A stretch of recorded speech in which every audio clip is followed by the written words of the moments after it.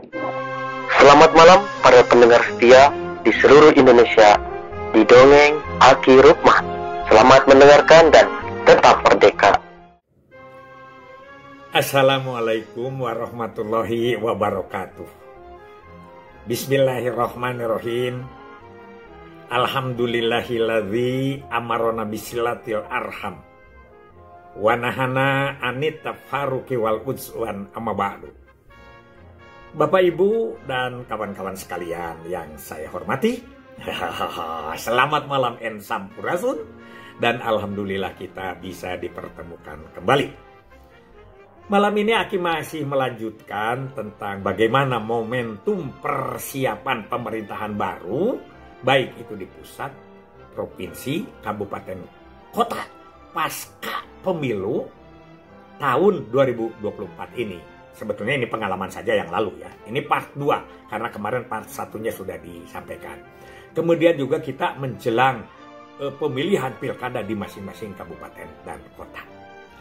Begini yang kedua itu. Jadi kalau ke satu itu salah satu partai tidak usah disebutkan oleh Aki partainya, tapi Anda juga bisa menyimak. Karena ada tokohnya ya yang disebut sama Aki. Itu kan kode etik aja. Kemudian juga Pak Teguh ini dengan Pak Aan ini gerilya ke DPRD kabupaten kota. Jadi persiapan kabupaten kota setelah terbentuk sebelum dilantik.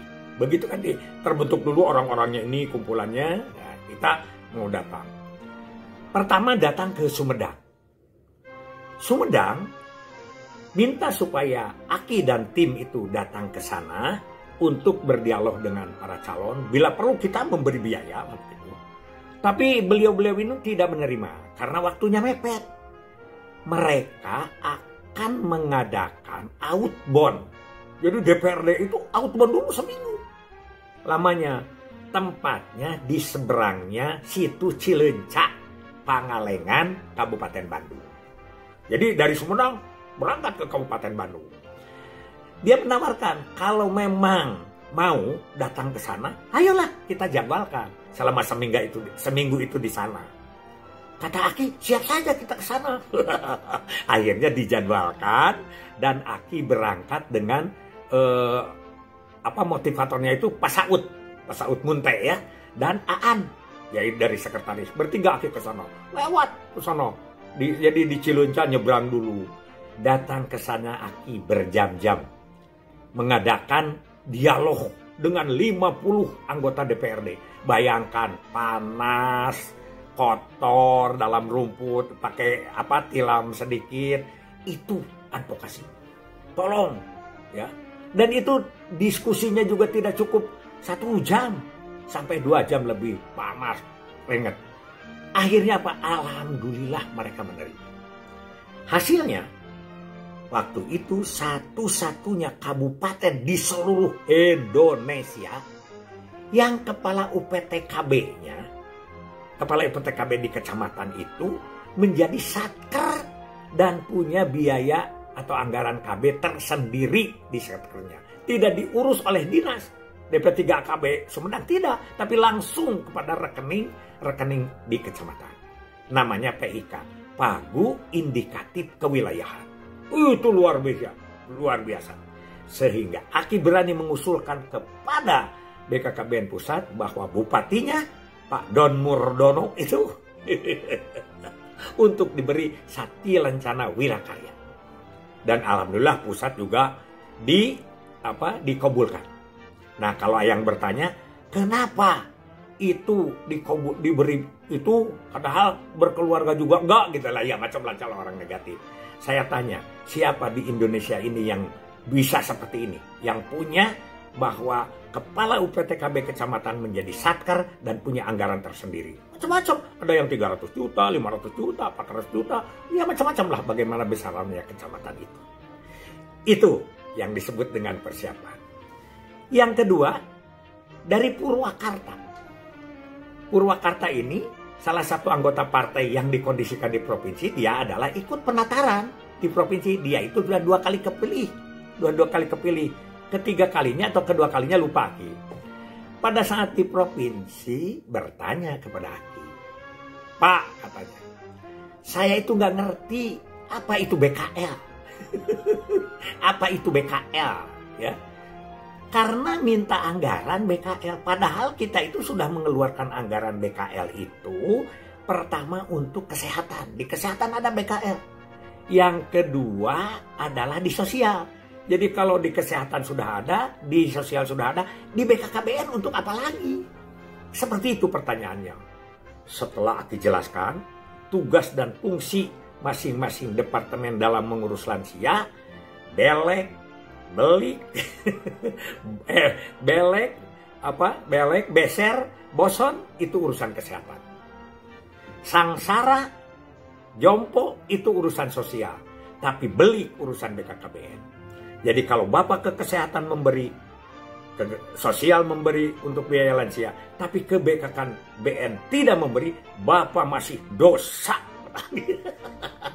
Bapak masih dosa kepada Aki. Oh begitu katanya. Setelah mengerti apa yang terjadi, dia pulang ke Purwakarta setelah dilantik. Kemudian tahun berikutnya ini dinasnya mengajukan anggaran.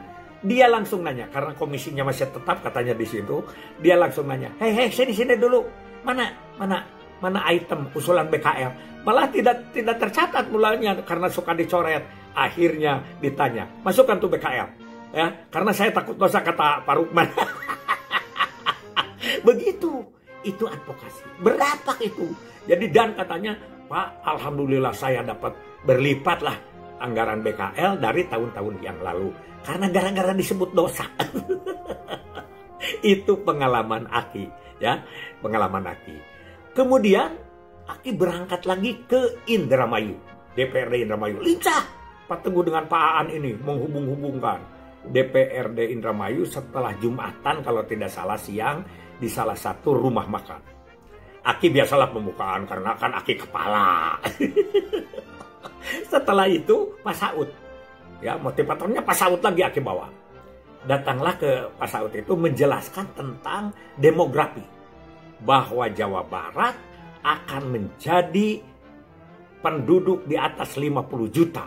Begitu, ini bahayanya, ini wah segala macam lah kerumitannya dan lain sebagainya. Apa jawabnya dari DPRD Indramayu itu? Kalau Pak Saud tidak mau penduduk 50 juta Jawa Barat, provinsinya Pak bagi 2. Jadi kan tidak 50 juta, ya iyalah. Karena pada saat itu sedang gencar-gencarnya pembentukan Provinsi Cirebon. Sekarang kan sudah mereda lagi ya gitu. Yaitu Ciayu Majakuning. Ciayu itu Cirebon, Indramayu, Majalengka, dan Kuningan. Begitu Aki masih hafal. Itulah metode-metode tentang advokasi. 2 kali Aki bawa Pak Saud, beberapa kali yang 2 kali itu yang disampaikan ke kawan-kawan. Kemudian pengkondisian ke Kabupaten Tasikmalaya. Tasikmalaya ada riungannya, ada pembekalannya di Hotel Tiara Ciamis. Jadi kalau tadi Sumedang di Kabupaten Badung, kalau Tasik itu di Ciamis. Biasa begitu keluar kota, nggak tahulah itu mau urusan bapak-bapak dan ibu-ibu. Apakah karena kalau di kota sendiri tidak dapat uang perjalanan? Tidak tahu itu malah. Kalau di BKKB juga kan kayak gitu. Kalau ada kegiatan kota Bandung, orang provinsi nggak dapat biaya perjalanan. Nah, itu mah urusan lain.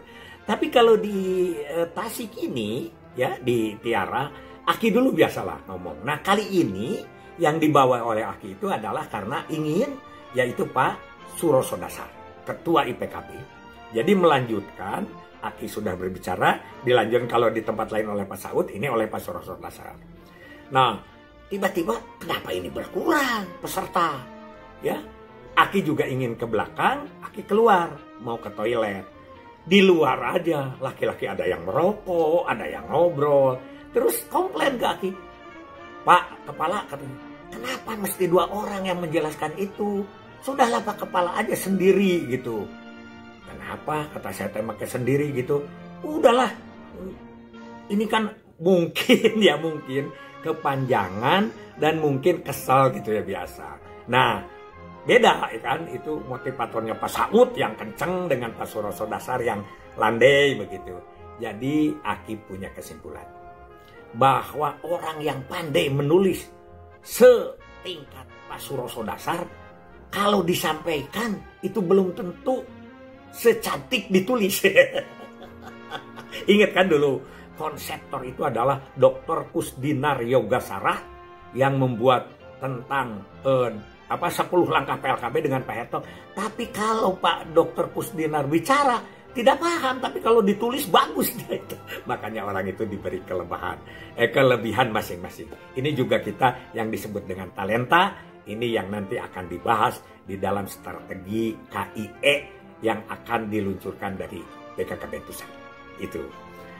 Beda lagi dengan waktu pengkondisian ke Kota Tasik. Kalau Kota Tasik, Aki nggak dengan siapa-siapa. Sendiri aja. Didampingi langsung aja oleh Bu Nunung Kartini, Kepala Kantor KB Tasikmalaya. Waktu itu kantor masih kantor. Ya, Aki berbalas pantun. Dengan siapa? Dengan Pak Sarip. Pak Sarip kan tukang nyerenten penganten. Aki juga sama, tukang menyerahkan penganten. Berbalas pantun, sindiran maksudnya. Pantun Sunda. Dari situ saja sudah jadi bisa membawa anggaran. Dan di DPRD-nya ada teman Aki, Bu Bulan. Bu Bulan itu istrinya Pak Adil Darmawan, teman Aki waktu di Tangerang. Beliau itu kepala PU. Yang dulu mah punya itu Batu Karas ya. Itu hotel-hotel Batu Karas punyanya Pak Adil. Tapi beliau, Pak Adilnya 2 kali mencalonkan di Tasik maupun di Ciamis, kalah terus jadi bupati. Jadi begitulah bagaimana. Kalau di Tasik tadi, tokoh yang diselundupkan di dalam DPRD itu adalah Ibu Tatang. Ibu Tatang Bupati Tasikmalaya, dan itu adalah kesayangannya Pak Undang. Pak Undang Suherman, yaitu kabid kita sekarang bermukim di Darussalam Ciamis. Beliau adalah salah satu pemilik Darussalam, dosen Darussalam dan sebagainya. Mudah-mudahan ini menjadi bahan untuk Bapak Ibu sekalian. Hasbunallahu wa ni'mal wakil, ni'mal maula wa ni'man nasir. Wassalamualaikum warahmatullahi wabarakatuh.